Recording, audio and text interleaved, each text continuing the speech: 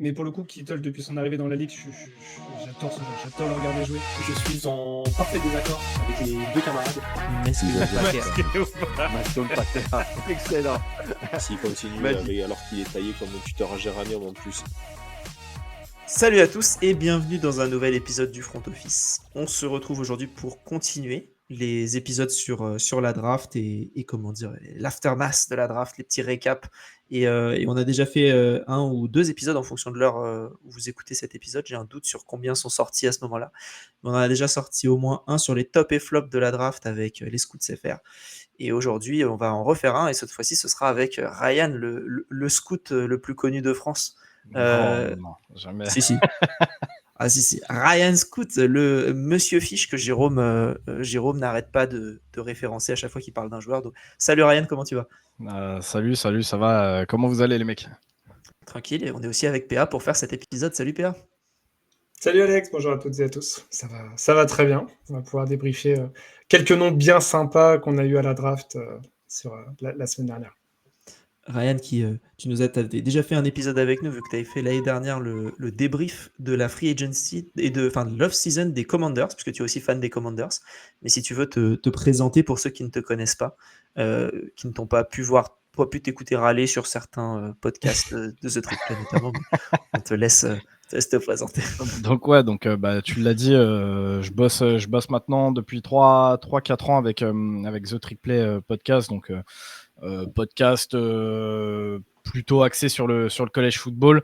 Alors certes, on aime tous la NFL, mais on sait qu'il y a déjà pas mal de monde pour parler de la NFL, alors que justement nous on pouvait apporter un petit peu ce petit côté-là sur le college football. Donc voilà, on fait notre petit bonhomme de chemin et de fil en aiguille, on a commencé également à parler justement des joueurs qui se présentaient à la draft, d'essayer d'apporter un type de couverture un petit peu différent, parce que justement la plupart du temps, nous c'est des gars qu'on a vus depuis 2, 3, parfois 4 ans, et même avec les années Covid, beaucoup plus pour certains joueurs. mais donc ouais, on fait ça de notre côté, et encore une fois, de fil en aiguille, Val et moi, donc qui est un petit peu mon collègue sur le scouting, on a décidé de faire nos comptes donc Twitter ou X, où vraiment on parlait majoritairement de ça et de la couverture de la draft, de manière un petit peu plus professionnelle. Puis est venu le site internet, donc thetrickplay.fr, sur lequel on poste nos fiches assez détaillées, ou en tout cas on essaye de le faire. Et voilà. Et donc pour moi, si vous voulez me suivre, c'est @RyanScoot, tout collé, très facile. Si vous kiffez LSU, si vous aimez les joueurs qui sortent de LSU, si vous trouvez que les maillots ont du swag, du flow, ce que vous voulez, pareil, j'ai récupéré le compte, j'ai créé un compte LSU France ou France LSU, je ne sais plus, après que l'ancien est gentiment disparu. Donc vous cherchez le compte le plus actif avec France LSU ou LSU France. Je crois que c'est France LSU. France LSU en tout cas. Ouais. Et donc je suis un petit peu plus en mode fan là-dessus. Je parle un petit peu plus mal, je délire un peu plus, je laisse mon supporterisme parler un petit peu plus que le côté pro. Mais voilà, venez, on est bien, c'est marrant. Et fan des Commanders aussi. Et exactement, comme tu l'as, je ne l'ai pas répété vu que tu l'as dit. Fan de Washington, l'équipe en R. Je sais pas si on a le droit de le dire ou pas sur le front office. Vas-y, dis-le. Mais c'est les Redskins, arrêtez de me faire chier avec les Commanders. Au bout d'un moment, c'est bon. Tu préfères les Commanders ou la football team ? Commanders. Pour moi, il y avait pas, tu pouvais pas faire pire que la football team en termes de non-identité d'équipe. Ouais, alors faut faire attention avec tu peux pas faire pire, parce que voilà, la semaine dernière à la draft, à chaque fois c'était bon les gars, vous pouvez pas faire pire, et il s'est avéré que certaines équipes ont fait pire que le choix. Non, ça c'est Val. Faut faire attention avec. Il a un vrai contentieux avec son équipe. mais ouais, non, donc fan de Washington, j'ai enfin eu une année vraiment kiffante l'année dernière où, bizarre, j'ai un quarterback, un très bon quarterback, et en plus qui vient de chez moi, donc ça aide. Mais donc on a vraiment vécu une année kiffante la saison dernière. Ça faisait très longtemps, depuis les années Robert Griffin. Je crois que j'avais pas kiffé autant Washington. Donc voilà, j'espère que ça continuera. J'espère que c'était pas juste une année de kiff avant de retomber dans les tréfonds de la ligue, parce qu'on a vu que ça pouvait arriver parfois avec certaines équipes. Mais ouais, c'est pas facile. c'est pas facile. On est en train de redorer un petit peu notre blason. Là, je vois qu'on est dans les Power Rankings. On était dans le top 10, je crois, 6e, un truc comme ça, pour la saison prochaine. Je trouve que ça va un petit peu vite en besogne. J'aimerais un petit peu plus d'années à un bon niveau avant qu'on commence à s'exciter comme ça. Mais Ça fait un peu comme les Texans quoi, l'année dernière. Où ça ouais. s'excite beaucoup. Ouais. Donc justement, moi, j'attends vraiment. Il y a comme d'habitude ce qu'on appelle le sophomore slump. Tu vois, les deuxièmes années un petit peu compliquées des joueurs où Jayden, il y aura 16 matchs ou 17 matchs de tape pour pouvoir justement le regarder un petit peu de plus près et où les défenses seront un petit peu plus prêtes pour lui. Donc moi, j'appréhende un petit peu la prochaine saison, mais non, c'était un gros kiff et ça fait du bien. Ça fait du bien. Ouais, tant mieux. C'est essentiel. Hein. C'est essentiel. Ça fait plaisir. Moi, j'aime beaucoup. Depuis que tu nous avais fait l'épisode, j'avais regardé un peu Jaden Daniels un peu plus. Je me suis même acheté le maillot. T'imagines, c'est l'un des premiers maillots que je me suis acheté en NFL. C'est Jaden. C'est le petit maillot noir. Yes, voilà.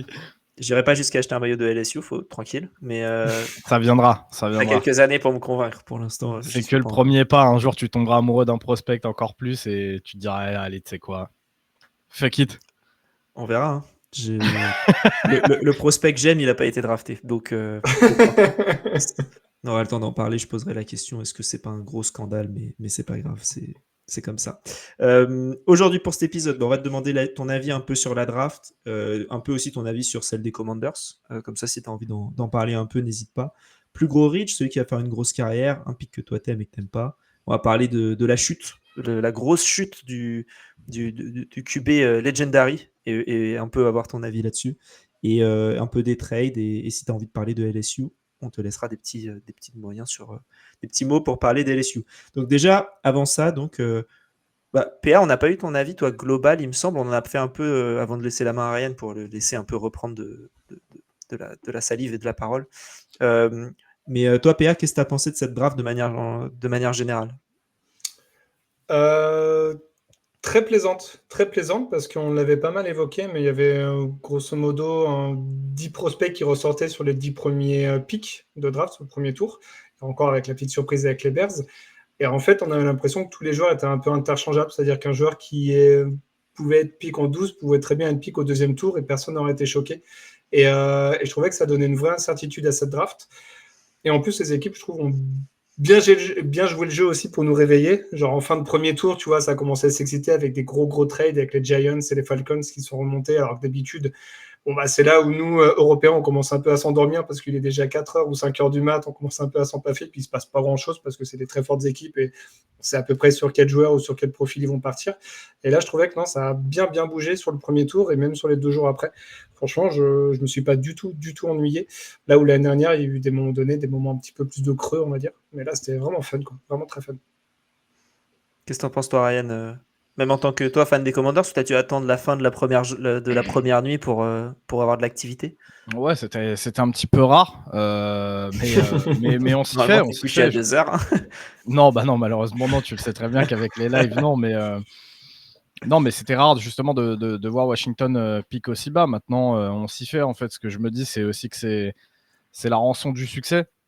Finalement, et donc tu le prends bien et t'attends, tu prends ton mal en patience. Je m'attendais même à trade down, donc potentiellement ne pas avoir de choix au premier tour. Donc j'étais assez content quand j'ai vu justement qu'on a pick quelqu'un et notamment quelqu'un que j'apprécie, un pick que j'apprécie. Je sais pas si tu veux qu'on en parle tout de suite ou si on pourra en parler après, mais donc tu peux en parler maintenant. Vas-y. Donc on a pick l'offensive tackle d'Oregon, Josh Connerly, que moi je voyais un petit peu plus bas dans mon ranking, mais ça reste un joueur qui va avoir une utilité en fait sur notre ligne offensive, c'est-à-dire que quoi qu'il arrive, qu'on le fasse jouer tackle ou guard, il aura une place en fait sur notre ligne, donc il devrait jouer, je pense, assez rapidement. Et c'est un joueur qui a des qualités, donc j'étais content. On pouvait faire plein de choix, tu vois, on pouvait partir dans plein de directions, certains que j'aime beaucoup, d'autres que j'aime beaucoup moins. Et c'est PA qui en parlait tout à l'heure en disant qu'on ne peut pas faire pire, si on peut toujours faire pire. Donc, malgré tout, quand tu prends un joueur que tu apprécies et dont tu vois l'utilité, même si c'est pas ton choix numéro 1, tu restes content parce que tu peux te dire, et moi je l'ai vécu notamment il y a quelques années avec un Emmanuel Forbes par exemple, devant Christian Gonzalez, PA, De rien. Très bien. Non, pas vraiment. Non, mais tu remercieras Ron de ma part, hein, si tu le vois, n'hésite pas, un molar, une claque, ce que tu veux, c'est gratuit. Et tu lui dis que ça vient de ma part, surtout. T'inquiète pas, au procès, je dirais c'est moi. C'était moi le commanditaire. Non, mais donc on peut toujours faire pire. Donc t'es content. Je pense que quand tu prends un joueur qui peut avoir une utilité dans ton équipe et que tu apprécies, même si c'est un petit reach, et d'ailleurs on le voit de plus en plus, tu vois, ces dernières années, dans la philosophie des équipes, tous les anciens coachs qui partent petit à petit, et donc tu arrives avec une vague de jeunes, de coachs un petit peu plus jeunes, qui n'hésitent pas en fait à reach s'ils ont leur gars, et ils s'en foutent en fait des médias, des consensus, ce genre de choses. S'ils ont leur gars, ils n'hésitent pas à reach, et donc voilà, moi j'aime bien, j'ai bien aimé. Connerly, c'est un right tackle plutôt? Alors pour moi, il peut jouer des deux côtés. Moi, j'aimerais beaucoup le voir en fait au poste de guard. Left guard du coup? Ouais. Parce qu'à droite, t'as Cosmi, c'est ça? C'est ça. Pour profiter vraiment de sa mobilité, et tu peux du coup avoir un côté gauche, même en termes de passe pro, qui peut être vraiment excellent avec Tunsil et Connerly. Maintenant, je vais te dire la même chose que j'ai dit pour Will Campbell. Moi, je suis un petit peu moins fan au poste de tackle, mais le poste de tackle est plus valuable. Teste-le au poste de tackle sur tes mini-camps face à des mecs, à des vétérans, vois comment il va se faire un petit peu bouger et ajuste. Si tu trouves que le mec a le niveau pour jouer tackle, laisse le tackle droit, ça te fera aussi un côté droit, donc Cosmi, Connerly, une fois que Cosmi sera revenu de blessure, ça peut avoir de la gueule. Et ça te permet de décaler donc Brandon Coleman, qui était notre choix du 4e tour ou 3e tour, je crois, l'année dernière, qui jouait déjà guard à TCU, de retrouver sa vraie position, c'est-à-dire de left guard. Ok. Ouais, donc tu aurais quand même une ligne qui commence à avoir une belle gueule là quand même. Enfin, ouais. Enfin. Sur le papier, en tout cas. Après, comme je t'ai dit, il faudra qu'on voit donc le changement de position. Donc pour Coleman, il faudra voir aussi comment Connerly va évoluer dans la grande ligue. Mais sur le papier, ouais, tu commences à vraiment avoir une jolie gueule, quoi. La ligne commence à vraiment avoir de la gueule. Top. Bon bah c'est cool. Puis on aura l'occasion, si tu veux refaire l'épisode sur les Commanders, c'est avec nous. Ce sera avec grand plaisir pour te revoir et en reparler. Autre question du coup qu'on avait, c'était, on voit nous avec notre œil, et surtout le mien, l'œil novice sur les prospects, on voit des joueurs, on se dit ça paraît tôt. Mais toi, pour toi, est-ce qu'il y a un joueur où tu t'es dit ouais non là quand même c'est abusé? Ouais, mais je vais pas me faire que des amis. C'est un truc que j'ai dit et répété tout au long du draft process, et je sais pas si je suis seul sur mon île ou pas, mais pour moi le plus gros reach de la draft, c'est Travis Hunter.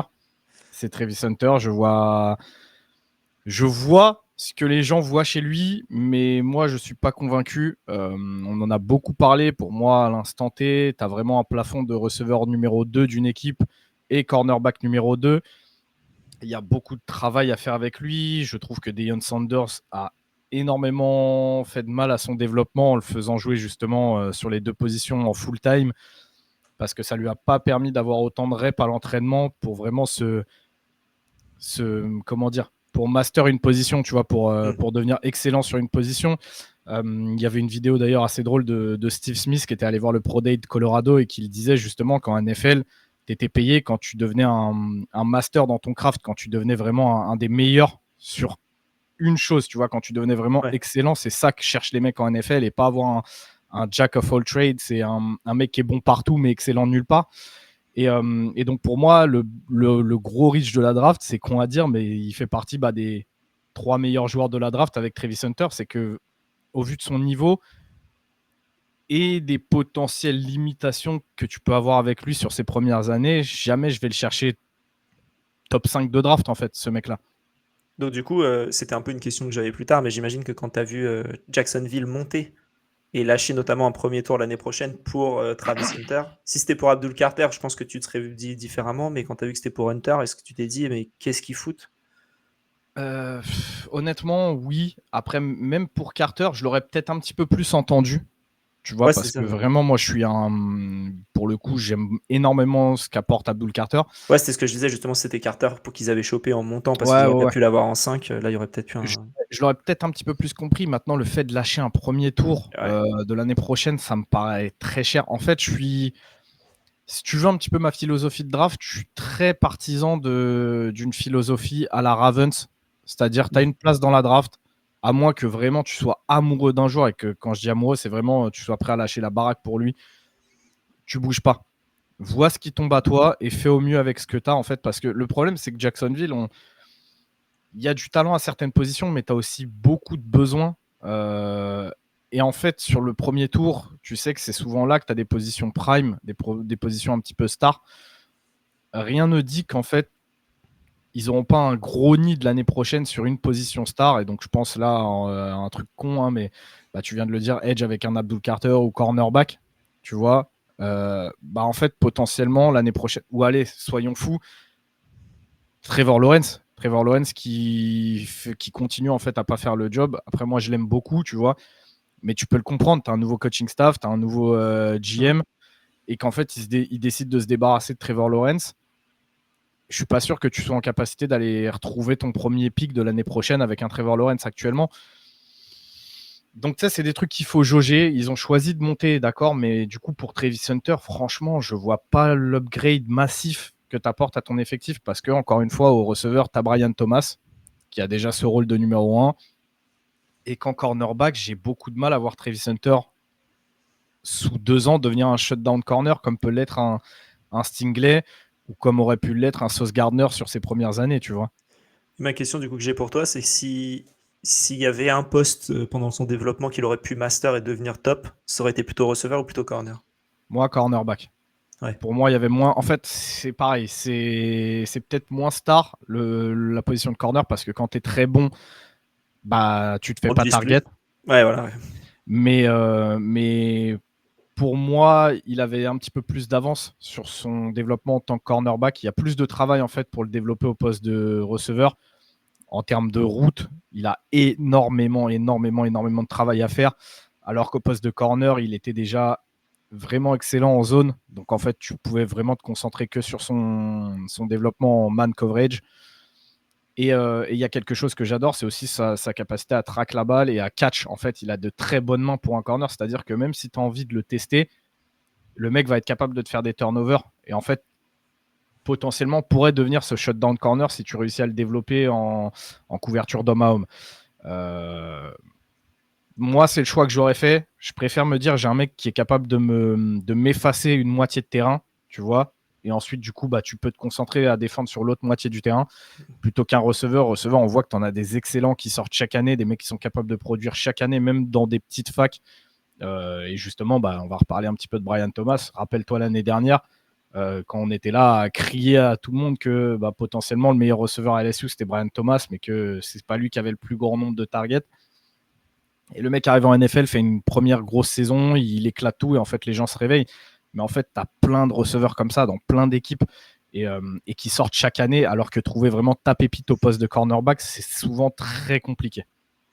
Ouais, et en plus, tu en as parlé, hein, mais lâcher le premier tour qui, globalement, si la saison des Jaguars se passe bien, ce sera le 20e au plus bas. Ça reste compliqué. Toi, PA, c'est quoi pour toi le plus gros reach de cette draft? Je sais qu'ils ont parlé, comment il s'appelle, notre ami Doug. Doug a parlé de Mertz, il me semble, le QB de Florida, qu'il déteste absolument parce qu'il est fan des Gators et qu'il le trouve naze, et qui a été drafté, et que pour lui c'était un reach rank d'être dans une conversation de draft. Donc, mais toi, PA, qu'est-ce que ce serait ton plus gros reach? Alors, je crois que cet épisode-là, il sort le lendemain de l'épisode qu'on a fait avec Alex et la FC Nord. Je me suis déjà suffisamment acharné sur Shemar Stewart, donc je ne vais pas le nommer, mais j'ai lu en tête. J'ai plutôt partir, moi, sur Ozzy Trapilo, dont on a aussi parlé sur des épisodes précédents, parce que je pense que tu avais une meilleure lineman au moment où les Bears l'ont pris. Et en tout cas, pour moi, il aurait été dispo au 3e. Bon, 4e tour, c'était peut-être trop bas, mais au moins 3e tour. Je ne mets pas du tout en cause le talent du joueur. Je pense qu'il va bien performer en NFL. Pour avoir regardé pas mal de ses vidéos, j'aime beaucoup. Mais sur une fin de 2e tour, quand on voit un petit peu les besoins qu'ont les Bears, je trouvais au moment du pic que c'était beaucoup trop tôt pour prendre ce joueur-là. Qu'est-ce que t'en penses, toi, Ryan? Il me semble que les Bears n'avaient pas de 3e tour. Et tu vois, on en a parlé un petit peu en introduction du fait que les coachs, maintenant, ils s'en foutent un petit peu et qu'ils n'hésitent pas à reach quand c'est leur gars.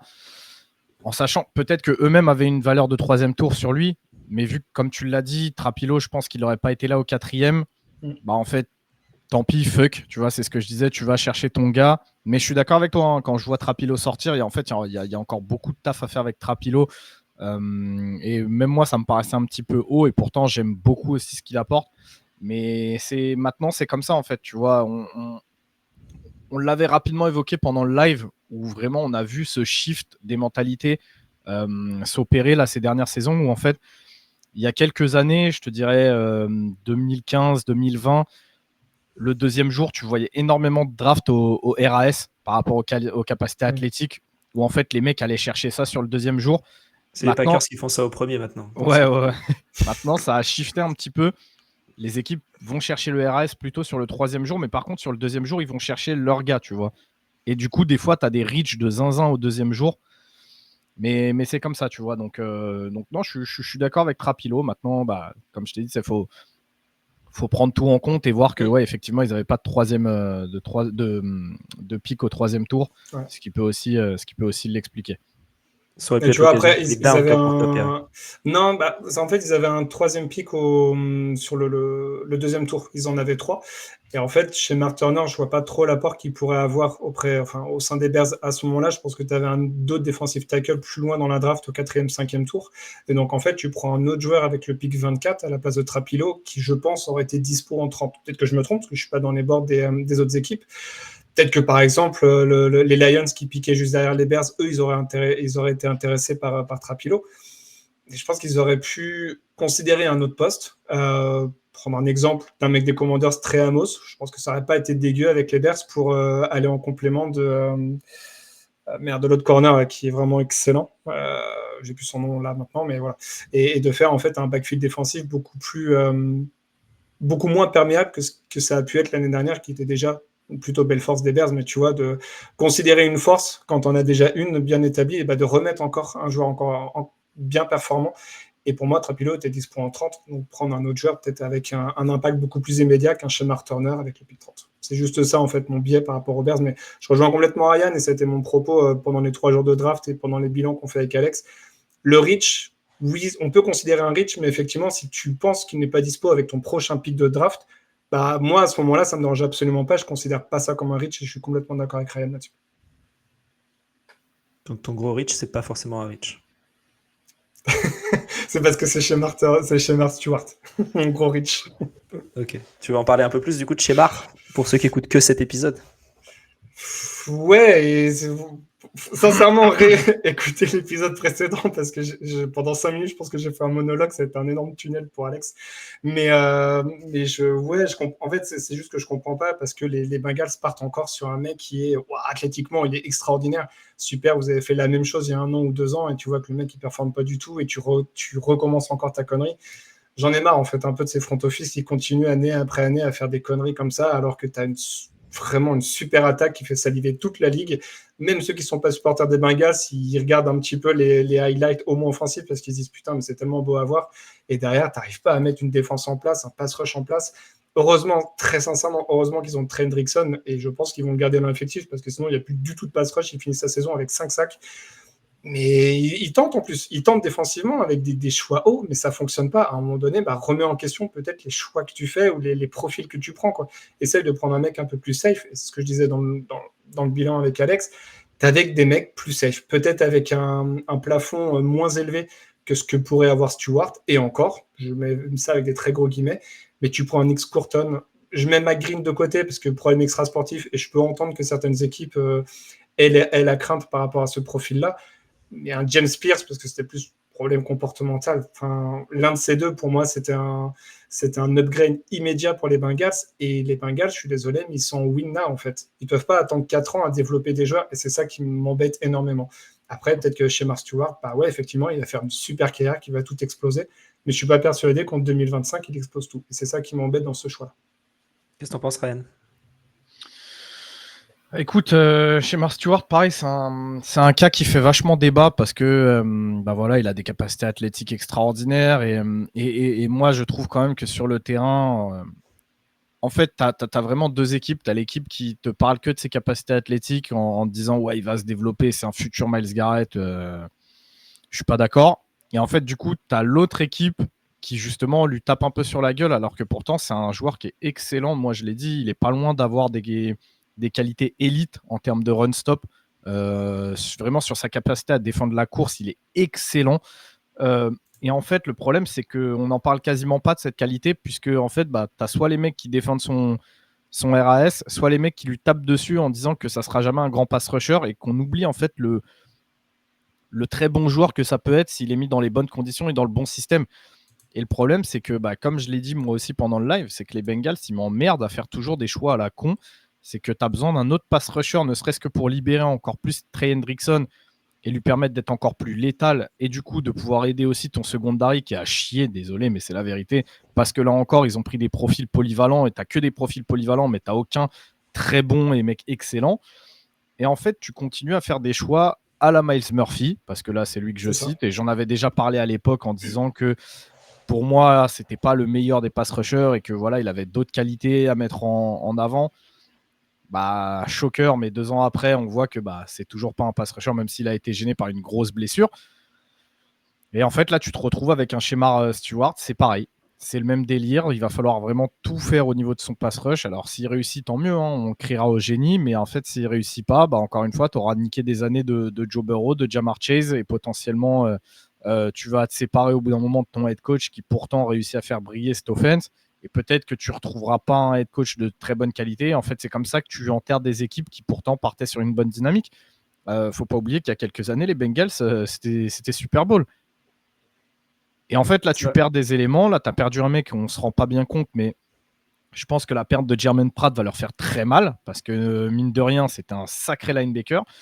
Encore une fois, on pourrait parler de leur deuxième tour, mais on n'est pas sur un récap des Bengals, mais voilà, j'aurais aussi des choses à dire sur leur second tour. Mais donc voilà, en fait, c'est chiant. C'est chiant. Alors, et ça m'énerve en fait que du coup, on parle de Shemar Stewart comme d'un reach, alors que s'il avait été pris pour les bonnes raisons dans le bon système, ça serait potentiellement un des super choix, même de fin de premier tour, tu vois. Mais voilà, c'est comme ça. C'est les Bengals. C'est les Bengals et la défense. Il faudrait en fait un GM défensif et un GM offensif chez eux. Il faudrait que le GM reste et qu'ils prennent pour les choix défensifs quelqu'un d'autre. Appelez-moi, s'il te plaît, Joe. Appelle-moi, je te jure, je te fais un truc, je vais te cook un poulet. Une autre question qu'on avait du coup, Ryan, pour toi, c'est parmi tous les joueurs qui ont été draftés, tu peux prendre soit des joueurs qui ont été très hauts, soit des joueurs un peu plus sombres en fonction de ce que tu préfères, mais est-ce que tu as un joueur que peut-être on n'attend pas nécessairement faire une très longue carrière de titulaire, ou alors un joueur qu'on attend et que tu vois très très haut, mais en gros, la question qu'on avait, c'est quel joueur va faire une longue carrière de titulaire en NFL parmi cette draft-là? Est-ce que tu vois un joueur générationnel, ou est-ce que tu vois un joueur un peu sombre qui peut faire une belle carrière? Joueur générationnel, non, parce que c'est un terme que j'aime vraiment pas. J'aime bien commencer à parler de joueurs générationnels ou de talents générationnels après justement quelques années dans la ligue à avoir prouvé. C'est pas le cas, donc c'est vraiment un terme que j'utilise très peu, voire pas du tout. Un mec qui pourrait avoir une longue carrière en tant que titulaire, j'ai Kenneth Grant de Michigan, dans le genre rôle dont on parle pas beaucoup, mais nose tackle, c'est souvent des mecs qui, lorsqu'ils ont des qualités, font des 10-12 ans dans la ligue, parfois en passant d'équipe en équipe, mais ils sont là, tu vois. Non, il va rester chez nous. Et pour le coup, je pense qu'il a des vraies qualités. Sinon, un joueur dont on parle un petit peu moins, après je vous ai quand même rabâché les oreilles avec lui, c'est le linebacker de Cal, Teddy Buchanan, dont vraiment moi je suis tombé complètement amoureux. Les Ravens le récupèrent à la bonne value. Après, le problème, c'est aussi que c'est Baltimore et que du coup, en poste de linebacker, tu as déjà quand même pas mal de monde. Du coup, faire une carrière de titulaire assez longue, ça va jouer un petit peu, je pense, de chance, tu vois, de chance et d'opportunité. Quand on va lui donner l'opportunité, il va falloir qu'il prouve très rapidement, et potentiellement, il remplacerait un Trenton Simpson, tu vois, qui partirait après son contrat rookie, parce que je vois pas Baltimore lâcher Roquan Smith. Je sais pas. Il va être là pour être le troisième QB. Le troisième QB? Pourquoi il a joué ah, QB oui. au lycée, je crois. J'avais vu ça. Mais donc, ouais, moi, je vois bien Teddy Buchanan faire une très longue carrière, mais ça va beaucoup jouer de chance aussi, tu vois. Il va falloir qu'il saisisse les opportunités au bon moment, mais j'adore ce joueur. Franchement, j'adore ce joueur. C'est le risque quand tu es drafté dans une équipe comme les Ravens, justement, où ça drafte bien, ça drafte quasiment tout le temps bien, et en plus, 4e tour, le capital, il est bon, mais il n'est pas exceptionnel, donc Si tu le développes, tant mieux. Si tu rates, comme tu disais, si tu rates tes opportunités, ça prendra à la porte et ça ira sûrement végéter parmi. En vrai, il peut être titulaire au Bengals, c'est l'avantage. Si on revient Ouais, sur. non, mais c'est aussi ça aussi qu'il faut se dire, c'est que pourquoi très souvent je dis que j'aime bien les joueurs intelligents, c'est aussi pour ce genre de choses, c'est que tu tombes dans une équipe où vraiment tu es dans une situation excellente, tu as des vétérans devant toi, tu as un très bon coaching staff, donc tu peux aussi potentiellement te dire qu'il va faire l'éponge sur son contrat rookie et que derrière, en fait, le mec va hit le market et s'il est intelligent, il va trouver la bonne situation pour jouer et il va apporter avec lui tout ce qu'il a appris en fait dans sa bonne franchise, dans une franchise qui pour le coup sera éclatée et où il sera capable de jouer, tu vois. Donc à voir. À voir. C'est aussi là-dessus que tu vois parfois des mecs qui se révèlent sur leur deuxième contrat. Tu vois des mecs où tu te dis, oh bah il signe en free agency. Le mec, il était special teamer chez les Eagles. Il était special teamer, bah tiens, Zach Bone. Special teamer chez les Saints. Il vient aux Eagles. Les mecs, ils se disent, bah ouais, ok, tu vois. Il nous a pas coûté cher. Et en fait, le mec se révèle être un des meilleurs linebackers de NFL parce qu'il a appris énormément. Et je sais que les Saints, c'est un petit peu un running gag pour les autres franchises et qu'on aime bien se moquer d'eux. Mais mon gars, chez les Saints, t'apprends derrière un Demario Davis. Je suis le premier à cracher sur Dennis Allen, mais ses défenses, elles ont toujours été au max du max. Donc en fait, non, le mec, il a appris. Et donc derrière, il signe dans une autre équipe et il prend le rôle de starter. Et tu te rends compte que c'est un putain de joueur. Ouais, Dennis Allen, c'était le poste de head coach qui lui allait pas. Mais d'ici, ça a l'air de. Cordodef, ses défenses, je t'ai dit, hein, tu peux critiquer, mais ses défenses, elles ont toujours été performantes. Yes. Toi, est-ce que tu vois un joueur pareil, même question, qui peut faire une longue carrière, soit un peu profonde, soit un peu dans les pics lointains, soit dans le début, un peu ce que tu aimes? Non, moi, au troisième tour, le centre de Georgia pris par les Patriots, Jared Wilson. De la même manière que ce qu'a dit Ryan, c'est-à-dire que je pense qu'il arrive dans la bonne franchise, avec des très gros guillemets, mais en tout cas au très bon moment. Parce que les Patriots ont cut leur centre légendaire David Andrews là, pendant l'intersaison. Ils ont récupéré Garrett Bradbury des Vikings qui sort d'une très très mauvaise saison. Il y a une vraie possibilité pour lui de le taper au training camp et d'être titulaire pendant 10 ans au sein des Patriots. Parce qu'il a montré des super choses. Alors, il a été titulaire que la dernière saison à Georgia, parce qu'il y avait un autre joueur qui est parti au BIS la draft dernière, qui était devant lui. Mais en fait, sa saison, là, elle est exceptionnelle avec Georgia. Il a accordé aucun sac, 6 pressions sur la totalité de ses matchs cette saison. Très sincèrement, je pense qu'il y a un fit qui est idéal pour lui au sein des Patriots, avec du coup un nouveau coordinateur offensif, nouveau / ancien / nouveau avec McDaniels qui revient à la maison. Et le coach de ligne offensive, c'est Doug Marrone, ancien head coach des Jaguars il y a quelques années, qui lui aussi a une sacrée expérience dans ce domaine-là. Et je pense que vraiment, il peut être soit couvé par Marrone et réussir à être titulaire sur la première saison, et si c'est pas le cas, il va apprendre derrière Bradbury, il va prendre une saison sur le banc, et en 2026, il sera titulaire. Donc pour moi, c'est une longue carrière pour lui, quasi assurée, hors blessure, mais ça, voilà, c'est quelque chose qu'on ne peut pas maîtriser pour tous les joueurs NFL, mais sans pépin physique, clairement, lui, il va faire une très très longue carrière. Tu l'avais joué, Ryan? Ouais, je l'ai vu jouer, Jared Wilson. D'ailleurs, je sais même plus, est-ce que j'ai sorti une fiche ou pas sur lui, je sais plus exactement. Il me semble que j'avais écrit sur lui. Moi, j'aime beaucoup le profil à développer. Comme l'a dit PA, il y aura du développement avec lui et c'est là où ça peut coincer un petit peu. Maintenant, encore une fois, on parle souvent de capacité athlétique. Jared Wilson, il les a et largement. C'est un freak athlétique. Maintenant, techniquement, il a énormément de choses à bosser, mais on sait aussi que les Patriots, ça bosse plutôt bien sur la O-line. Donc à voir. Moi, je trouve qu'en fait, même s'il fait pas le boulot en centre, il me semble que je l'avais dit pendant le live, tu pourrais même réfléchir à le décaler justement au poste de guard, lui retirer en fait cette pression qui est inhérente au fait de devoir snap et en même temps de prendre un mec. Tu le libères un petit peu de ça, il peut se concentrer à 100% sur son bloc et tu peux justement révéler d'autant plus ses capacités athlétiques avec des schémas de course où justement tu le ferais pull, tu le ferais trap, où justement tu le mets en mouvement, tu lui permettrais de pouvoir aller se faire plaisir sur certaines screen pass. Donc à voir. Mais j'aime bien le profil, j'aime bien le projet. Tu vois, aller le chercher au bon moment comme ça pour le développer, je trouve ça intéressant. Intéressant. Tu as parlé tout à l'heure de de notre ami Travis Hunter, où beaucoup de gens trouvent que c'est un bon pick, etc. Tu peux avoir un joueur en deux, enfin deux joueurs en un, etc. Et du coup, une autre question qu'on avait, c'était quel est le pick que t'aimes, mais que tout le monde aime, mais que toi tu détestes, à part Travis Hunter. Est-ce que tu as un autre pick que voilà quoi, que tu sens que ça fait consensus, et toi tu te dis mais qu'est-ce que c'est que cette affaire? Ou du moins, c'est pas autant comme ça. Peut-être que toi, PA, si tu as quelqu'un, parce que je te vois sourire et te frotter Ouais, la barbichette, en général, c'est que tu as quelqu'un. je peux laisser Ryan comment dire, cogiter. Moi, je vais être ultra clivant sur mon joueur, c'est pour ça. Oh, je Euh, pense que je l'ai, mais vas-y, fais-toi plaisir. Mais je moi, pense que je l'ai, mon joueur.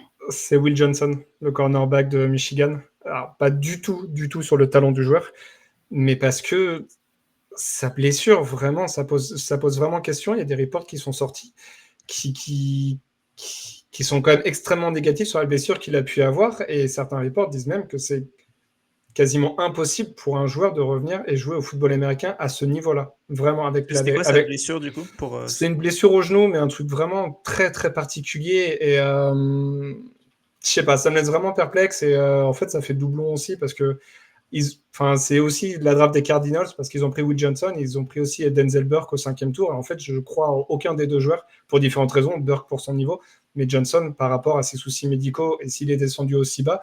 Tout le monde les applaudit en disant c'est cool, c'est bon, parce qu'il était attendu top 10 de draft. C'est bien, top c'est à 5 même tenter. à un moment, avant blessure, C'est ça, vu ouais. très très haut. Ouais. Faut le tenter, faut machin. Ouais, mais en fait, si toutes les équipes au premier tour sont passées sur lui, c'est quand même que les rapports médicaux doivent être très, très, très moches. Alors oui, tu tentes, c'est bien, mais ça reste quand même un 2e tour. C'est lourd. Et sincèrement, je l'espère pas. Tu connais, moi, mon amour pour le poste de cornerback. J'adore vraiment ce poste-là et j'adore voir des joueurs performer. C'est ça. Et j'adore vraiment voir des joueurs jouer à ce poste-là et performer. C'est vraiment mon kiff, moi, quand je regarde la NFL. Mais lui, vraiment, j'espère sincèrement me tromper, mais non, il y a trop de retours négatifs et quand tu touches au physique, c'est compliqué quand même. Donc, tu vois, j'aurais moins d'incertitude sur un mec comme c'était Benjamin Morrison qui a un problème de hanche et pourtant les hanches sur le corner, c'est très, très compliqué. Hein. Quand tu commences à grincer, c'est difficile. Et Will Johnson, ça a l'air vraiment, vraiment très compliqué physiquement et c'est dommage. Mais la hanche, tu la remplaces. Ouais. Et c'est réglé. Hein. C'est pas trop un souci. Toi, Ryan, t'en penses quoi de la chute de Will Johnson? Écoute, c'est comme l'a dit Pierre, hein, de toute façon, la NFL, c'est une ligue où finalement tout se sait, tu vois, dans les couloirs. Si chute autant, c'est qu'il y a une vraie raison, c'est pas gratuit. Maintenant, j'ai les inquiétudes que peut avoir PA. Pour autant, je te dirais que je trouve quand même que c'est un move intelligent par les Cards, parce que ils peuvent pas gagner. Ça reste un second tour. Tu as un petit peu moins de risque à le perdre, tu vois. C'est quelque chose que tu peux remplacer un petit peu plus facilement. Si tu n'as aucune plus-value, écoute, tu as perdu un choix du deuxième jour. Ça arrive. Par contre, si Will Johnson est capable de leur donner ne serait-ce que 2 ou 3 ans de top niveau, comme tu l'as dit, PA, c'est un joueur qui était annoncé top 10. C'est un corner qui a un talent que n'ont plus les Cards depuis maintenant très longtemps au poste. Depuis Patrick Peterson. Ouais. Non, Prime. Parce que la fin chez eux, c'était un peu compliqué. C'est ça, tu vois. Donc, en fait, c'est un risque que je peux entendre et que potentiellement, dans leur situation d'équipe un petit peu mid, j'aurais peut-être tenté aussi, tu vois, à leur place. Tu tentes, tu vois, si vraiment le joueur il est perdu pour la cause, écoute, tant pis, t'as joué, t'as perdu, c'est le jeu. Ouais. Mais comme je t'ai dit, si tu réussis à récupérer ne serait-ce que, 2 ou 3 saisons d'un corner top level, déjà, toi, ça te permet de retomber un peu sur tes jambes et ça va directement upgrade ton équipe. Donc, je peux l'entendre. En fait, j'entends les deux versions. Les gens qui sont très optimistes, justement, de ce choix-là, parce que, justement, moi, pareil, ça m'a fait kiffer. Et en live, j'étais en mode, franchement, tu tentes et finalement, tu n'as pas grand-chose à perdre. Mais j'entends aussi, tu vois, le scepticisme et je l'ai aussi dans un coin de ma tête en me disant que s'il chute, justement, alors qu'il était attendu vraiment top 10, top 15 lock, c'est qu'il y a vraiment une raison, tu vois. Donc, là où je me dis que c'est bien pour les Cards, c'est qu'ils n'ont pas à gagner cette année et qu'ils peuvent se permettre de perdre une année avec de le laisser en infirmerie toute une saison et être sûr que le retour est bon pour 2026. Alors effectivement, tu lâches un deuxième, mais bon, ils avaient lâché un premier tour pour Josh Rosen, donc c'est pas non plus l'habitude des mauvais picks. Et ils avaient aussi Isaiah Simmons, il me semble qu'ils avaient drafté. Donc Donc voilà, c'est un pick vraiment Bengals, ça par contre. Ça aurait pu être un pick Bengals où on aurait pu leur tomber dessus encore plus. Tu parlais du win now, PA. Si les Bengals prennent ça, compliqué. Mais je sais pas, tu vois, je sais pas parce que le truc c'est que si les Bengals le prennent au premier tour, en fait les gens vont se dire que la blessure est pas si grave vu que nous on n'a pas je parlais du deuxième surtout, hein, s'ils le prennent au deuxième à ce moment-là parce que. Mais même au deuxième, tu vois, même au deuxième, tu le prends au deuxième, on sera en mode. Je pense que ça aurait plus été vu en mode ah bah putain les Bengals lourds et tout le monde l'a laissé passer, eux ils vont le chercher sur un poste à need et tout. Honnêtement, je pense que la narrative aurait été un petit peu différente. Après, bien sûr, on aurait eu également le scepticisme en mode si tout le monde est passé sur lui au premier, c'est qu'il y a une raison. Mais même en fait même chose. Tu vois, je pense que les Bengals s'ils l'auraient piqué, j'aurais kiffé aussi parce que je me serais dit putain ils tentent. Tu vois, ils tentent d'aller chercher leur cornerback numéro 1 et bien mieux que d'aller chercher la fraudasse Demetrius Knight. Tu vois. On saura jamais parce qu'ils ont piqué deux choix après. Ça se trouve, ils auraient pris Will Johnson. Peut-être. En parlant de joueurs qui ont tombé, on a eu toute comment dire, l'autre Attends, narrative. C'était, Ryan, il n'a pas dit le joueur qu'il détestait. Enfin, Ah que oui, tout le pardon. monde aime. Excuse-moi. Parce que je vais couper l'herbe sous le pied. Non, mais t'inquiète. Non, moi, du coup, justement, ça m'a permis de réfléchir un peu. Et un joueur que tout le monde kiffe et que moi, j'ai de gros doutes, c'est Armand Membou, offensive tackle des Jets. J'ai des gros doutes et surtout s'il est placé en tant que tackle. Parce que vraiment, même si sur ses tapes, il a montré quelques jolies choses, le fait est que je lui ai aussi trouvé des gros soucis pour jouer offensive tackle. Justement, on parlait de narrative là, avec Will Johnson qui tombe aux cards et qui aurait pu changer selon l'équipe. Ben, ça me fait vraiment marrer parce que justement, PA est là en plus, fan des Patriots. Ça me fait marrer d'entendre que Membou peut être un offensive tackle élite, capable de shutdown les meilleurs pass rushers de NFL quand Will Campbell n'est pas capable de le faire. Surtout quand on voit que Will Campbell, sur 1500 snaps en carrière, n'a accordé que 4 sacs en affrontant une liste non exhaustive des meilleurs pass rushers rookies à être arrivés dans la ligue ces dernières années et des mecs qui sont vus très très haut par la plupart. Membou n'a pas forcément eu la même liste, n'a pas forcément eu le même pédigré. Membou est plus petit que Will Campbell. Membou a une taille de bras assez similaire que Will Campbell. Donc en fait, j'ai du mal à comprendre pourquoi l'un peut être un tackle élite quant à l'autre sera un tackle médiocre et doit être absolument replacé au poste de guard. Chose que moi j'envisage justement pour Membou. Je pense qu'en guard, par contre, ça serait une toute autre histoire. Je pense qu'en guard, il serait capable de dominer assez salement. Donc j'attends de voir la suite. Moi, j'ai des gros doutes sur Membou au poste de tackle. Je suis vraiment pas convaincu. Maintenant, c'est une toute autre histoire au poste de guard. Si les Jets décident de le faire jouer guard, mon avis peut complètement changer. On dira que j'ai retourné ma veste. Je m'en fous, j'ai l'habitude.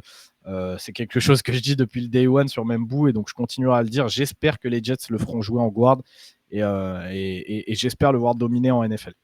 Ils l'ont annoncé en tackle au vu de la perte de. C'est quoi? C'est Morgan Moses, il me semble. Morgan Moses, ouais. En right tackle, j'ai un doute sur le fait qu'ils aient envie de le jouer garde. Mais t'as la perte de Moses et t'as aussi la perte de leur autre tackle, là, Tyron Smith, je crois, qui avait annoncé sa retraite ou un truc comme donc ça. ils ont deux tackles qui sont partis et ils prennent un garde au premier tour pour le faire jouer tackle. Donc je pense que Fachanou va reprendre sa position, ce qu'il aurait déjà dû faire l'année dernière, mais il fallait pas fâcher Monsieur Smith. Et visiblement, c'est les joueurs qui décidaient aux Jets l'année dernière. C'est con, t'as perdu un joueur en particulier. Ouais, t'as perdu. Visiblement, il y en avait d'autres, vu que Fachanou s'est tapé à jouer côté droit toute l'année et que du coup, t'as niqué une année de développement à gauche. C'est dommage, c'est con. C'était en win now, tu comprends. Ouais, win now.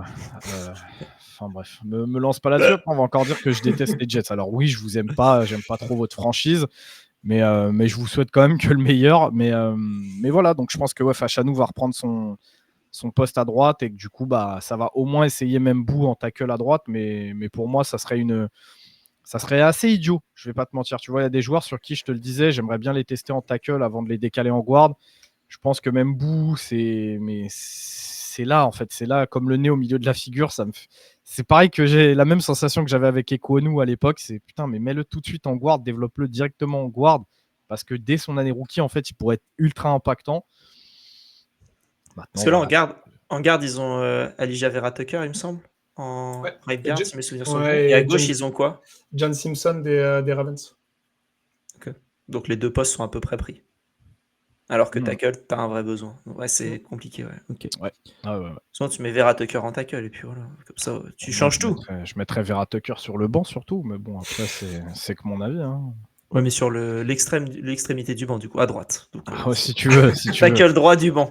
Non, mais bon, après, je suis une mauvaise langue. Ils ont pris Justin Fields en QB. On a vu qu'au Bears, ça marchait très bien. Justin Fields, sans ligne offensive, il était capable de courir pour 1000 yards. Donc, il n'y avait aucun problème, tu vois, chez les Bears à l'époque quand j'en parlais. Mais c'est marrant parce que Fields et puis là, ils ont pris leur QB. Ça a renforcé la ligne, ça a renforcé les armes, ça a tout renforcé en attaque. Mais Fields n'avait pas besoin, visiblement.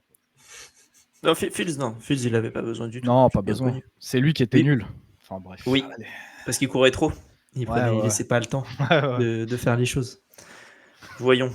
QB, on avait du coup la question quand on avait la question qu'on a aussi posée la dernière fois, mais Shedeur Sanders qui était annoncé à un moment avant qu'il fasse rien et tout mal lors du processus de draft, il était annoncé top 2, des fois premier pick, des fois après il a été annoncé top 10, il a été annoncé comme un lock aux Steelers en 21 à un moment.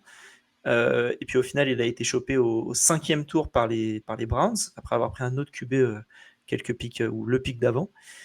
Toi, un joueur comme Shedeur Sanders, avec tous les problèmes qu'il y a, ou même peut-être, allez, on va essayer de faire un monde où il n'y a pas les problèmes, mais s'il n'y a pas de problème, tu le vois où? Et avec tout ce qui vient avec, tout le package des Sanders, où est-ce que tu l'aurais pris en tant que franchise?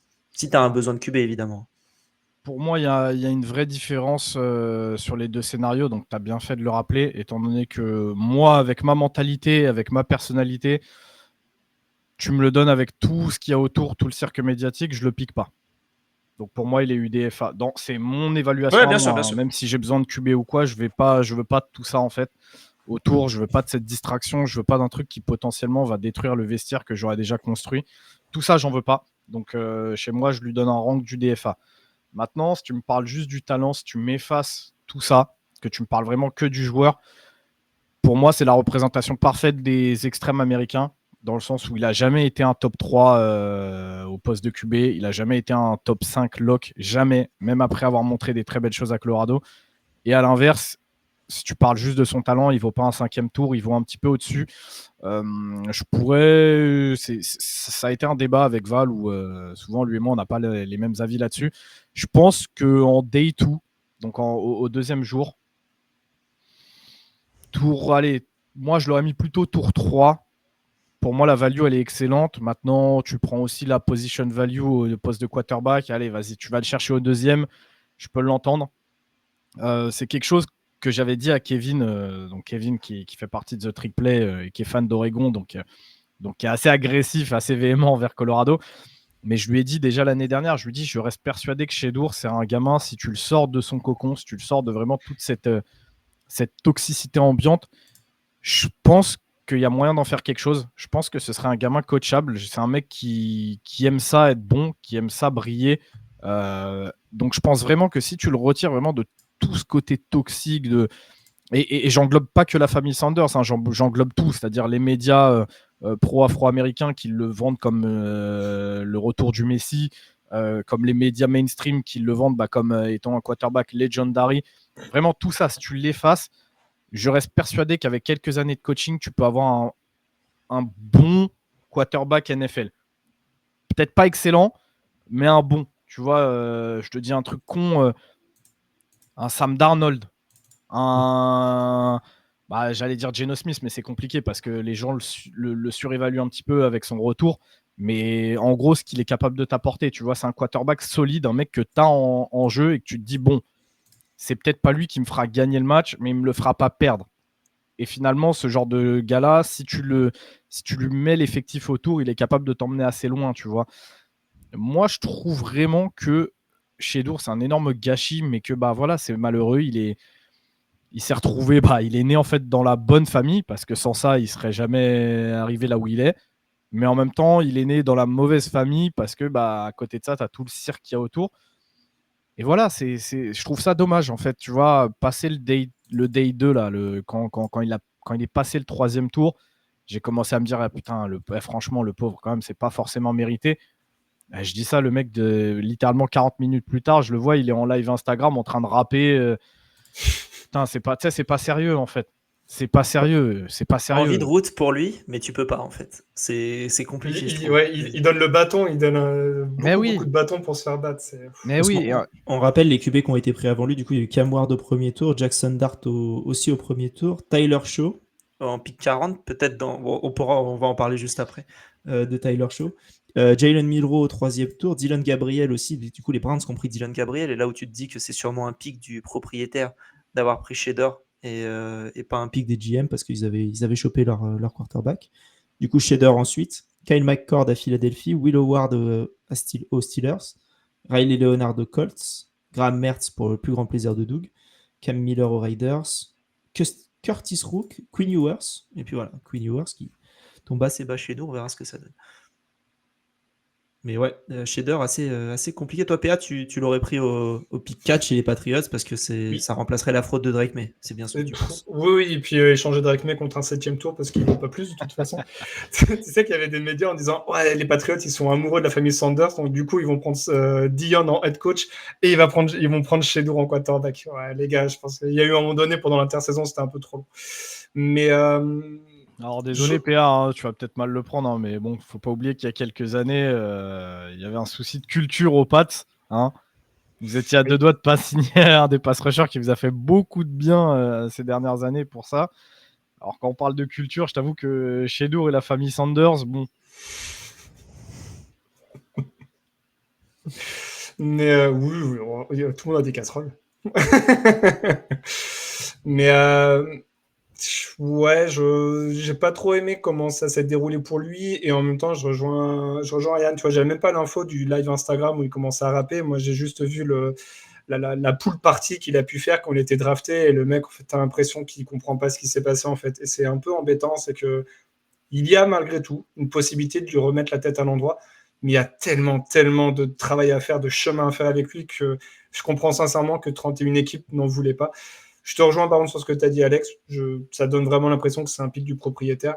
Après, si j'en ai de cet aspect-là, moi, ça ne m'aurait pas dérangé qu'il soit pick chez les Raiders en fin de 3e tour. Alors, il y a un côté positif, un côté négatif. J'ai commencé par le positif, c'est que c'est Pete Carroll, le head coach. Et je pense que lui, pour mettre quelqu'un droit, c'est peut-être le mec le mieux placé, mais dans une très mauvaise ville. Donc, ça aurait été mon souci. Vegas pour Sanders, ça aurait été chaud. Ça aurait été très chaud. Donc, après, tu vois, PA, pour Pete Carroll, le truc qu'il ne faut pas zapper, c'est qu'il ne me semble pas que sur toute sa carrière, il ait eu à gérer des divas comme ça, en fait. Il avait des joueurs pas en QB, mais c'est vrai que ça s'est mal passé sur la fin avec les 2 safety. Alors Chancellor, c'était un peu particulier, mais avec l'autre Tintin qui est parti après. Mais c'était pas des divas dans ce sens-là, tu vois. C'est-à-dire que tu avais Sherman qui se surévaluait beaucoup, mais ça restait un mec hyper intelligent. Tu vois, je pense que le mec, tu l'assois en salle vidéo, tu lui montres ses erreurs par A plus B, il va peut-être pas l'entendre, mais il va prendre l'info. Tu vois, il va process l'info, il va bosser. T'avais un Marshall Lynch, c'est un gangsta, mais c'est pas une diva. Tu parlais des 2 safety, Chancellor, c'est la même chose. Il savait, il connaissait un petit peu sa valeur, mais c'était pas une diva. Tu vois, il s'affichait pas, il faisait pas de live de mes couilles. Et merde, putain, leur free safety. Earl Thomas. Ouais. Je pense que c'est pareil, c'est surtout un souci mental. Il a dû prendre trop de pètes dans sa tête, mais pareil, c'était pas une diva. Tu vois ce que je veux dire? Pete Carroll, il prenait pas ce genre de mec-là. Tu vois, joueur caractériel, oui. Diva, non. Si tu regardes, j'ai pas de souvenir comme ça où vraiment il ait pu avoir des divas. Il a pas envie de gérer ce genre de truc-là, tu vois. Après, sur le head coach en activité, j'en ai pas un qui me viendrait à l'esprit pour gérer les divas. Un McTomlin, mais même McTomlin. Ouais, Tomlin. Parce que bon, il a quand même eu des cassos à gérer, hein, franchement. Ouais. Zach Taylor, parce que j'ai beau les aimer d'amour, hein, mais tu me feras pas croire que Ja'Marr Chase et Joe Burrow, c'est pas des divas. Non, j'en sais rien, je sais pas. Moi, je sais pas. J'ai pas la même vision sur ces deux-là, mais ouais. Pour moi, je l'ai, c'est juste qu'il y a peut-être un petit peu plus le côté pro. En fait, c'est aussi ça le truc, tu vois, c'est ça qui est compliqué avec Shader, c'est que les 2 que je t'ai cités, c'est des divas. Je peux te l'assurer à 100%. Mais à côté de leur côté diva, il y a aussi le côté sais, les Américains, Performance, ouais, c'est ça, les dogs, tu vois, Ouais. qui disent les Américains, où en fait, si les mecs ils sont éclatés, ça va tellement les rendre fous de se dire qu'ils ont été nuls que derrière ils vont bosser comme des zinzins pour pouvoir refaire la diva. Et Shedeur, il n'est pas comme ça. Même quand il est nul, autour de lui, il a tout l'environnement qui dit non, bah, t'es trop fort, allez, c'est les autres qui sont éclatés. Ouais, sérieux, putain, le mec à Colorado, il jetait ses O-line sous les roues du bus. Putain, tu peux pas faire ça. Tu peux pas. Même s'il Pas avait raison, possible. mais tu peux pas le faire. Mais il a raison, on l'a tous dit. Le match qu'il a subi, c'est une catastrophe. Mais laisse les médias le dire pour toi. Tu vois. C'est pour ça, non, Shedeur, c'est un cas qui est spécial. Je trouve pas qu'il ait mérité de chuter autant. Mais en même temps, putain, t'as pas aidé, quoi.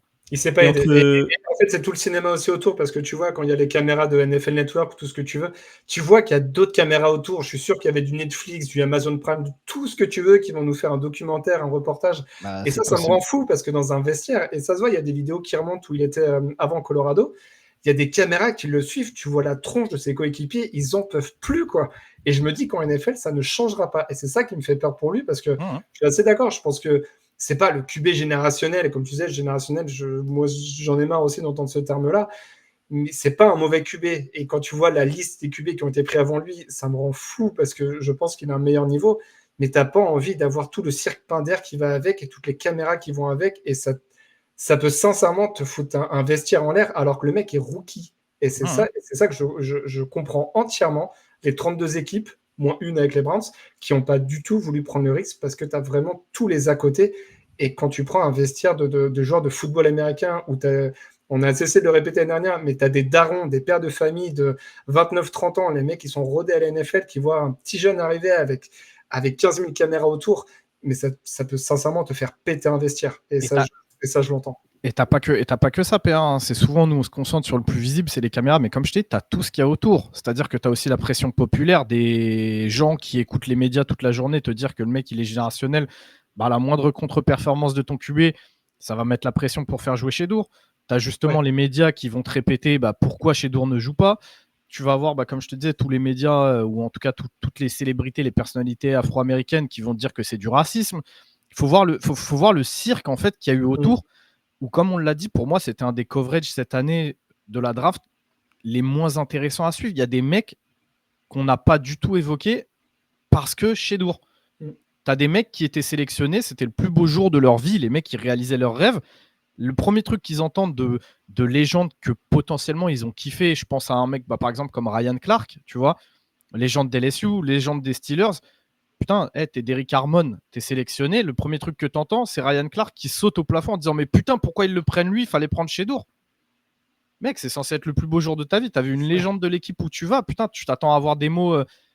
Putain, il y a des mecs qui ont été draftés. On n'a pas vu une seule image d'eux parce que ça a envoyé les highlights de Shedeur pendant 20 minutes non-stop en replay.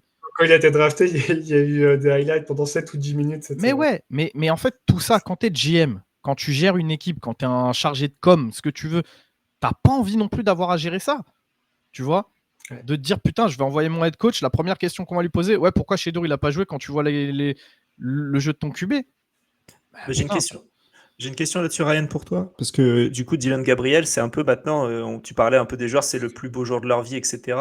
Dylan Gabriel, il a été récupéré au 3e tour dans une situation qui est quand même cool pour un rookie, notamment 3e tour, dans une situation où ta compétition, c'est Deshaun Watson, et on connaît ce que ça donne Deshaun Watson en ce moment, et c'est Kenny Pickett. Donc tu te dis, il y a un monde où ça peut passer. Est-ce que si on retire Shedeur, est-ce que c'est un bon pick? Ou est-ce que c'est déjà un peu un reach? Est-ce que le fait qu'il y ait Shedeur derrière, ça lui nique sa carrière à tout casser Enfin, en gros, est-ce qu'il peut... Qu'est-ce que tu vois comme situation dans dans cette room de QB? Qu'est-ce que tu vois qui pourrait se passer qui pourrait être titulaire Day One, en fait? Alors, je pense très honnêtement que là, l'option la plus safe pour les Browns, si je me place de leur côté, ça serait de faire starter Joe Flacco. Tu sais je l'ai même pas évoqué en plus. Tu sais que ça va être moyen, mais en fait, encore une fois, tu as un vétéran, le mec, il est capable de driver une attaque, de commencer à te mettre, entre guillemets, l'équipe en confiance avec des passes simples, tu vois, te faire des complétions ça et là, de beaucoup t'appuyer sur ton jeu au sol, parce qu'on n'en a pas parlé, mais les Browns ont fait une sacrée draft au niveau des running backs. Je pense que ce serait l'option la plus safe. Maintenant, pour parler plus de Dylan Gabriel, tu me demandais, est-ce que pour toi, 3e tour, c'est pas un reach? Un petit peu. Maintenant, comme d'habitude, il faut penser à la value de la position. Position Tu premium, vois, QB, c'est ouais, ça. dont tu parlais. Pour moi, oui, c'est un petit peu rich. Dylan Gabriel, c'est un joueur que j'ai adoré en college football, mais malheureusement, pour moi, il tombe un petit peu dans cette case de joueur de quarterback excellent en college football, mais qui n'a pas forcément les fameux tools, tu vois, pour être brillant en NFL. Je pense qu'au mieux, ça sera un game manager moyen, avec potentiellement un plafond de QB2 pour Dylan. Il a des qualités, hein, je l'adore, mais il y a aussi beaucoup de défauts. Il a connu une grosse blessure qui l'empêche d'être aussi mobile qu'il a pu l'être, et qui était quand même une belle partie de son jeu. Je pense que ce sera très vite plafonné. Donc c'est pour ça que pour moi, même au troisième, ça reste un petit reach, tu vois. Et je vois pas la value en fait que tu apportes à ta QB room en prenant un Dylan Gabriel, si ce n'est d'avoir justement un mec à minima à développer, tu vois. J'ai du mal à voir Dylan Gabriel s'imposer comme étant le QB1 du futur pour les Browns. Maintenant, ça reste il l'a toujours été, tu vois, un petit peu underdog, donc tu le balances dans une QB room blindé de chez blindé. J'ai envie de te dire que le meilleur gagne. T'ajoutes chez Dourassa, bah, malgré tout le cirque et tout, maintenant il est là. On l'a dit, il a des qualités. Finalement, t'as que très peu de monde qui sort sa tête de l'eau dans ta QB room, donc vraiment, envoie-les au feu et que le meilleur gagne. Et je pense que Dylan Gabriel sera d'accord avec ça. Tu vois, si Shedur gagne sa place, entre guillemets, sur le terrain de manière clean, je le vois pas être énervé pour ça. Maintenant, comme on l'a dit, c'est le cirque médiatique. C'est-à-dire que si Dylan Gabriel gagne sa place pendant les camps, qui start, qui commence à faire des mauvaises prestations et que les médias le détruisent parce que Shedur, tu peux comprendre qu'il y ait le côté c'est pas vraiment fair, tu vois. Quand tu parles de Flacco titulaire, ça me fait me poser une question du coup. Parce que pour moi, Flacco Pickett, c'était les deux qui seraient sûrement cut. Mais si Flacco est titulaire, est-ce que tu restes avec 4 QB ou est-ce que. Enfin, qui est l'autre qui se fait cut? Parce que Watson, ça m'a l'air très compliqué de le cut, voire impossible. De Sean, je crois qu'il y a un truc de contrat où, entre guillemets, là, c'est sa dernière année. Je crois que s'il fait cette saison, après, ils peuvent le cut et il récupère de l'argent, je sais pas quoi. Donc, Watson, tu peux limite le mettre lock. Il va rester. Je pense que la place de QB titulaire, tu as vu, on en parlait pour le moment, ça va jouer entre Flacco et Pickett. Tu vas avoir ce duel-là entre les deux pendant les mini-camps. Et ensuite, ça va l'autre se jouer. fait cut. Donc, selon toi, l'autre se fait cut. Ouais, selon moi, l'autre se ferait cut. Et après, il te restait 2 QB rookies. Tu le mets en taxi squad. Ouais, mais le problème, c'est que non, mais tu vois, le problème, c'est que même la practice squad, tu peux pas l'évoquer. Non, practice, tu le mets pas, non. Bah non, mais tu taxi en rigolant, mais. Ouais, non, mais tu vois, justement, moi, je t'aurais dit potentiellement un Gabriel que tu peux continuer de développer, mais le problème, c'est que vu que tu l'as pris au 3e tour, tu as de l'argent garanti, donc ça serait un petit peu con. Chez Dour, faudrait voir avec le 5e tour, mais même chose. Le truc, c'est que si tu fous un chez Dour en practice, bah le cirque il redémarre de plus belle, tu vois. Ouais, c'est incroyable, vous avez gardé un Flacco dans l'effectif et pas chez Dour, blablabla, et en fait, ça va repartir de plus belle. Mais tu peux espérer en le mettant en practice squad qu'il se fasse choper par quelqu'un d'autre. Je pense qu'il n'y a pas grand monde qui va aller le chercher. Okay. Je pense qu'en practice, et puis même j'ai envie de te dire, en practice squad, la peur que j'aurais, c'est que justement ce soit un de mes défenseurs qui le chope, tu vois. Ouais. Parce que quand tu es en practice squad et que tu vas balancer ton pognon devant les mecs qui, eux, ils essayent de se battre pour survivre et de faire survivre leurs rêves, que tu vas les prendre de haut alors qu'au final tu es au même rang qu'eux, tu vois, dans la hiérarchie, ça passera pas. Hein. Ça passera pas. Tu auras des mecs de UFL là, qui viennent des Houston Rednecks là, ou je sais pas quoi, Roughnecks là. Gros, le mec il va te plier un practice squad, maillot rouge, pas maillot rouge, il va le plier en deux, tu vois. Donc non, c'est compliqué. En fait, je pense que les 2 rookies seront là sur. Tu auras Watson, ça te fera 3, et en fait, tu auras le mec qui aura remporté le job entre Pickett et Flacco. Ouais. Mais ce qui me fait chier, c'est que tu as trade pour Pickett et tu as lâché des assets pour Pickett. Ouais, pour au final prendre 2 QB rookies. C'est un peu étonnant. Les Browns. Oui, en vrai, c'est pas étonnant. C'est vrai quand on dit comme ça. Pour finir avec Sanders, et c'est marrant que ça tombe toujours sur les Browns, mais ça me fait beaucoup penser à Johnny Manziel dans le sens où si Sanders il joue sur le terrain, il joue en saison régulière et tout, je suis persuadé qu'il y aura une petite hausse de motivation des pass rushers adverses. Tu vois, comme Manziel, quand il est arrivé sur scène avec son vas-y, monnaie, machin, et dès qu'il se faisait saquer, tu avais tous les pass rushers qui faisaient le même geste devant son nez. Je suis persuadé qu'il y aura la même chose pour Sanders. Alors lui, il n'a pas de petits trucs, tu vois, de petits trucs TikTok pour dire, ouais, voilà, tu vois. il viendra avec sa valise Louis Vuitton s'il met un touchdown, c'est super. Mais je pense qu'il y aura une petite hausse de motivation des pass rushers adverses. Sa carrière, elle est quand même compliquée à Sanders. Le début, en tout cas. C'est vrai. Et du coup, on va pouvoir parler du reste. Là, on est proche de la fin. Il y a eu beaucoup de trades, notamment au premier tour. Nous, avec PA, on s'était posé pas mal de questions sur les trades qui ont eu lieu. Est-ce que toi, Ryan, tu as vu un trade lors de la draft où tu t'es dit, ou que ce soit le trade en lui-même, ou que ce soit la trade, compensation, joueur pris après le trade, tu t'es dit c'est Je sais plus exactement ce qu'il y a eu comme trade. Alors forcément, il y a eu celui de Travis qui me choque un peu, mais il me semble qu'il y en avait eu un autre. Tu as eu les Giants qui sont montés pour aller choper Jackson Dart. Tu as les Falcons qui sont montés pour aller choper James Pierce. Je sais plus, il y en a un qui m'avait choqué où je me suis dit putain, quand même. Tu sais, t'as donné beaucoup pour pas grand chose. Je sais plus si c'était un des trois qu'on vient de citer. Ça m'étonnerait que ce soit les Falcons parce que les Falcons, j'avais validé, j'avais aimé la prise de risque. Giants, je trouve pas que ce soit très utile. Je pense qu'ils sont montés pour sécuriser Jackson Dart. Mais au vu de la cuvée de quarterback, mais aussi de ce qu'ils ont déjà dans la room, je trouve ça un peu inutile. T'as Kansas City aussi qui a tradé un 4e tour pour juste monter. Non, un 5e tour pour monter d'une place. Ouais, non, mais honnêtement, je vais pas te mentir, je sais plus exactement. Il me semble que je crois que c'était sur le jour 1 ou 2 qu'il y avait eu un trade où je me suis dit putain, c'est beaucoup. C'est peut-être celui des Giants, je sais plus. Mais donc non, j'ai pas trop d'avis sur les trades. Je sais que celui de Travis, n'importe quoi, comme on en a parlé en introduction. Et du coup, il y a celui des Giants que je valide pas.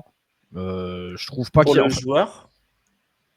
Pour tout en fait, pour le joueur, mais pour tout ce que ça représente. Comme je te dis, en fait, on est sur une cuvée de quarterback qui est assez faible, donc qui en soi déjà peuvent se permettre tu peux te permettre de les laisser chuter. Pour Jackson Dart, pour l'avoir beaucoup vu en college football, il n'est pas horrible. T'as de quoi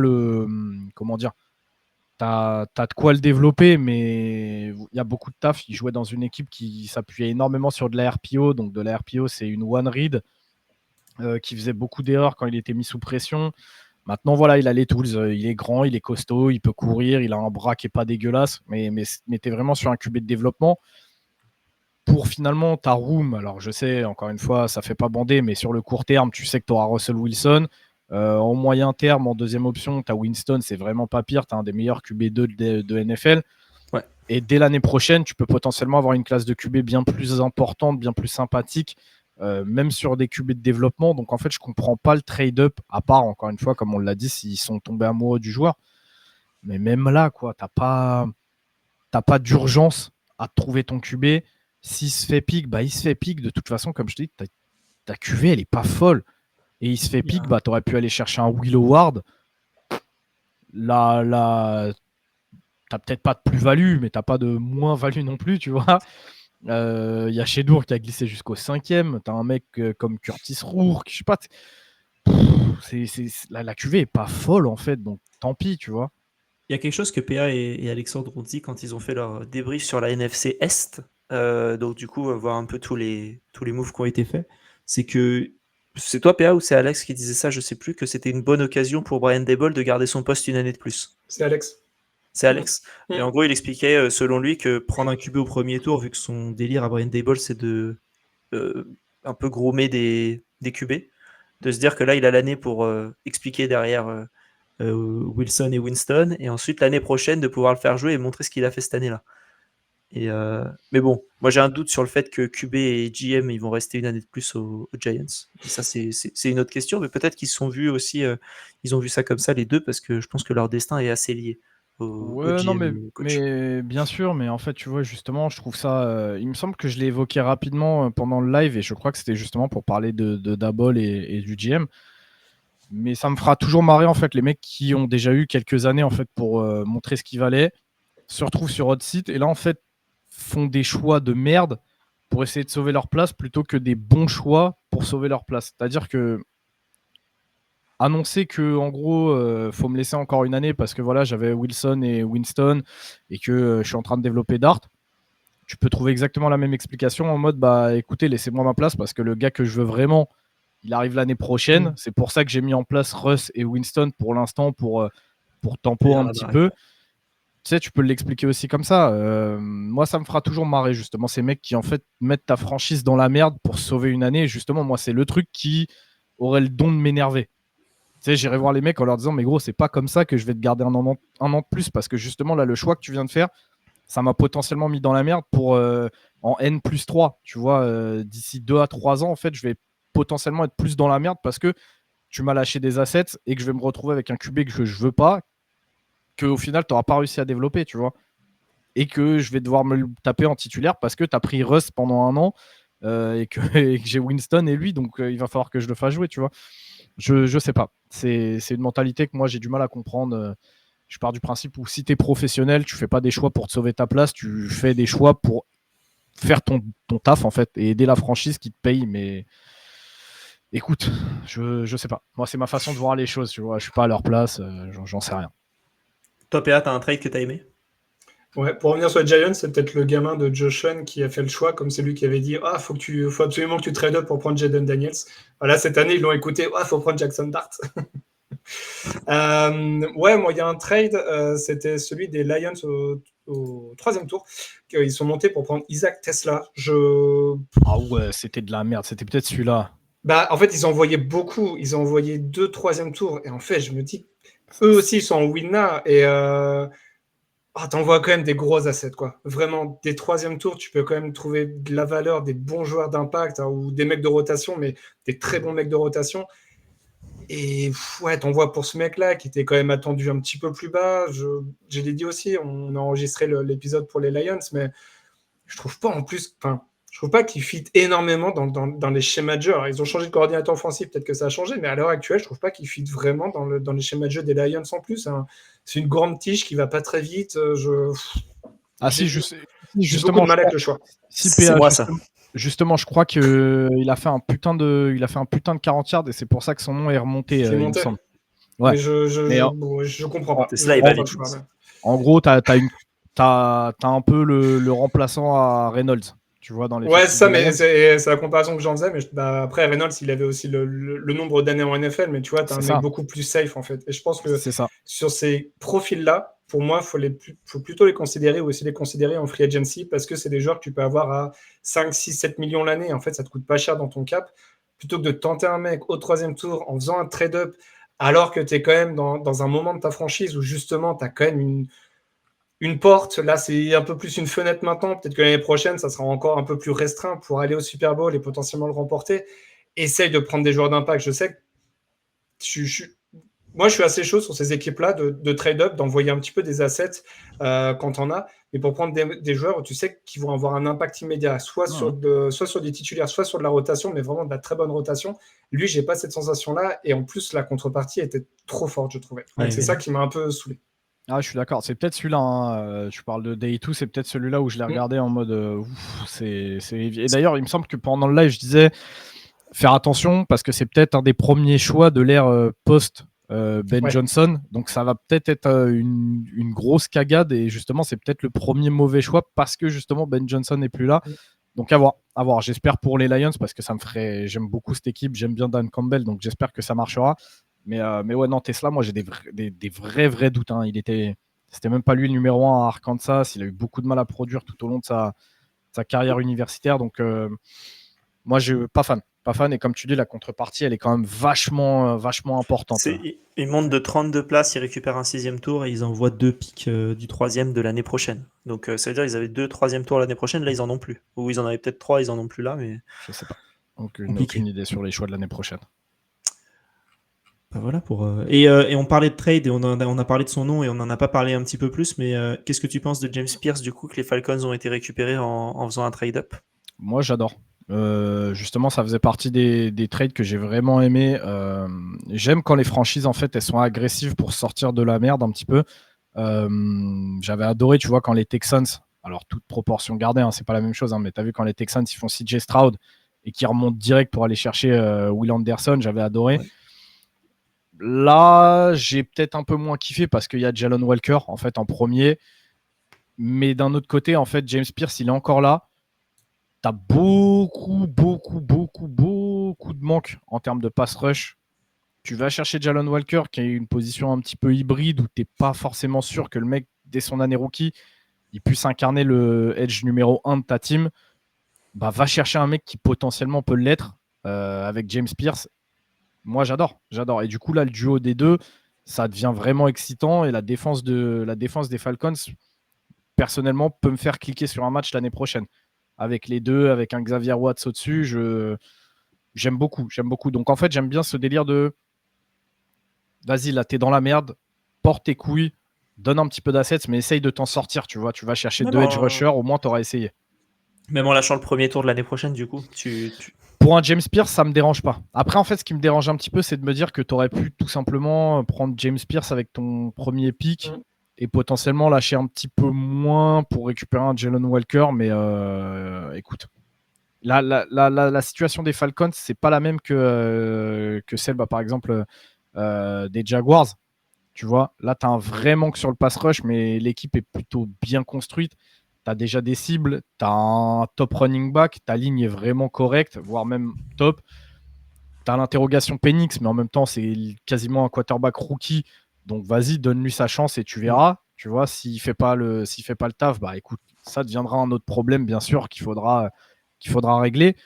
Ta défense est correcte, mais par contre, tu as un manque de pass rush qui est terrifiant, tu vois. Donc non, j'aime bien la prise de risque. Maintenant, l'avenir nous dira s'ils ont eu raison ou pas, tu vois. Ils auraient pu faire du coup James Pierce au premier tour et prendre un linebacker au deuxième, comme ton linebacker préféré, Demetrius Knight. Ouais, ça doit être ça. Avec tout le respect, laisse-moi Jalen Walker, c'est mieux. C'est mieux. Ok, très bien. C'est bon à savoir. Mais c'est vrai qu'en remontant un petit peu, c'est un peu compliqué quand même. Mais en tout cas, voilà sur cette draft. Et après, pour un peu avoir ton ressenti en tant que fan de LSU, est-ce que tu as un joueur de LSU là qui a été drafté, qui peut faire une bonne carrière ou quelque chose de bien, en plus de votre amoureux à tous les deux moi je t'ai dit, on en parlait un petit peu en off, il y a Will Campbell. Will Campbell, j'espère qu'il sera capable de s'imposer au poste de tackle. Je pense que ce sera un petit peu plus compliqué au poste de guard parce qu'il y a d'autres points techniques à travailler. Maintenant, le joueur techniquement est très bon. Il a la bonne mentalité, il a les capacités physiques pour. Donc en fait, j'ai du mal à ne pas le voir faire une très longue carrière. On en parlait un petit peu en off par rapport à potentiellement être pro bowler ou même dans plusieurs années être Hall of Famer. Je pense que mentalement, il incarne parfaitement ça. Maintenant, il faudra que les performances sur le terrain suivent, tu vois. On rappelle que du coup, il y a eu Will Campbell qui a été drafté, Mason Taylor, Emory Jones, Savion Jones, Braden Swinson, Miles Frazier et Garrett Dellinger qui ont été draftés de chez vous. Donc là-dedans, tu vois surtout Will Campbell Will Campbell, potentiellement un Swinson, mais avec beaucoup plus de guillemets. Les autres, ça me paraît un peu plus compliqué. Pourquoi pas Mason Taylor, parce que fils d'eux et que pareil, il a les traits avec un bon développement pour. Mais tight end, c'est compliqué. Il faut tomber dans le bon système. Il faut avoir un QB qui te donne des ballons. Il faut que ta franchise puisse voir en toi un vrai playmaker, tu vois, pour vraiment pouvoir accéder à ce statut-là. Et même comme ça, on a vu des très bons tight ends, très productifs, ne pas forcément être vus comme des Hall of Famer. Donc plus compliqué pour un tight end. Les autres, ce sera compliqué. Les autres, honnêtement, ce sera compliqué, je pense. Ok. Est-ce que PA, tu as un mot que tu veux rajouter sur cet épisode ou une question que tu voulais poser à Ryan? Non, j'ai plus en tête. J'ai plus rien en tête. C'est ce que je disais en off. Je hâte que la saison commence et en fait, c'est là où le manque va se faire sentir, tu vois. Il y a eu tout le process draft, il y a eu le combine et tout. En fait, on n'avait pas ce manque-là parce qu'il y avait toujours un petit peu de football américain à regarder et c'était cool. Voilà, c'est toujours des bons moments la draft, mais l'après-draft, là, ça va être long. Tu vas pas aller à... C'est quoi le nom du bled déjà pour... Ah purée, les... Ryan, tu sauras sûrement. Bondoufle Bondoufle. Ah, Bondoufle. Trop loin de chez moi. Pour les mousquetaires. Ouais, mousquetaires. Ah putain, si on peut faire une petite parenthèse pour les mousquetaires, là, moi, je commence à me poser des vraies questions. J'ai l'impression qu'ils sont en train de faire tous les mauvais choix pour l'avenir de la franchise. Donc, je vais regarder ça de loin, mais ouais, Bondoufle complexe. C'est Nico Harrison qui est devenu GM des... Bah écoute, le changement, je le valide pas. Le fait qu'il soit plus diffusé sur Bein, je le valide pas. Le changement, apparemment, c'est de ce que j'en ai lu, c'est Bauer qui a dit non. de ce que j'en ai compris. Mais bon.